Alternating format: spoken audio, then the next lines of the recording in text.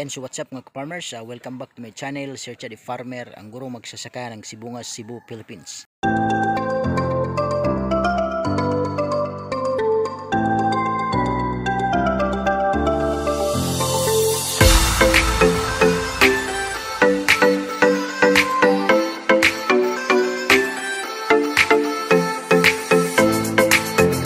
If you're new to this channel mga farmers, please don't forget to subscribe and click the notification bell in order for you to be notified with my coming videos.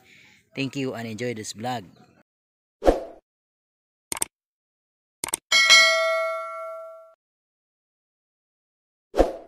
Okay mga farmers, so for today's vlog, ang pag-usapan natin is first step ng ating seed preparation sa ating ampalaya. So yan po ang ating pag-usapan, kaya tara na. Yan, so isang mapagpalang araw po sa ating lahat mga ka-farmers. Welcome back to my channel, Sir Chad Farmer, ang gurong magsasaka ng sibungas, Cebu, Philippines. So sa ngayon po mga ka-farmers ay isi-share ko po sa inyo yung aking seed preparation. So yung gamit po natin is Galaxy Max F1, no? So ito po ang ating seeds na gagamitin sa ating pagtatanim ng ampalaya. So Galaxy Max. Yan, binutasan ko siya mga farmers ng maliit.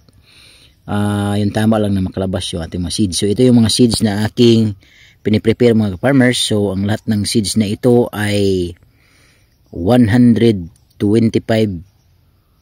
pieces, pero dinagdagan ko ng another 25 mga farmers para buffer kung sakaling merong hindi man mag-germinate.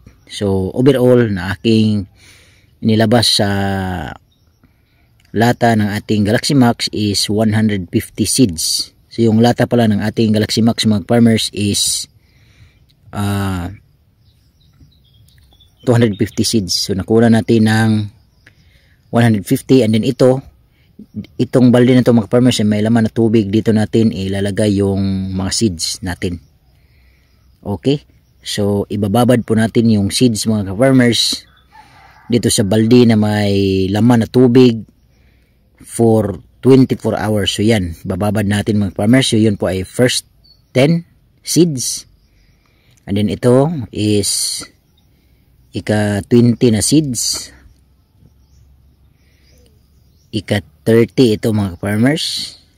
Yan, so lahat po ng seeds mga farmers ay atin pong ilalagay dito sa balde na mayroong tubig at ibabad po ito ng 24 hours.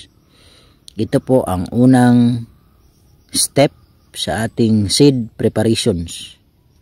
Okay? So yan, so ito ilalagay natin lahat ito sa balde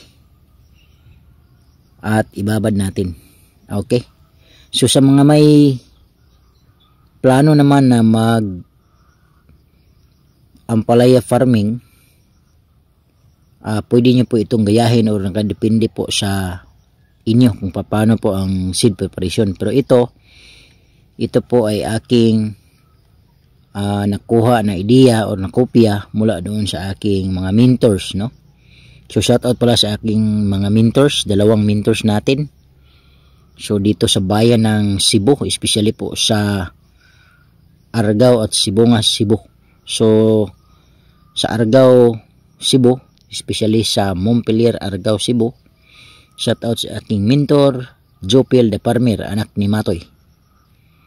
Ang farmer nga gwapo, suhito, ug may kahibalo.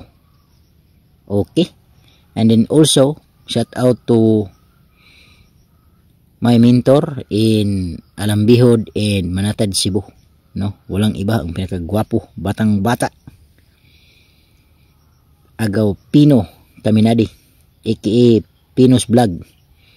So bisitahin nyo din sila mga farmers, i-subscribe nyo sila. Pinos Vlog and Jopel de Farmer, anak ni Matoy. Okay, so yan mga ka-farmers, na ibabad po natin yan.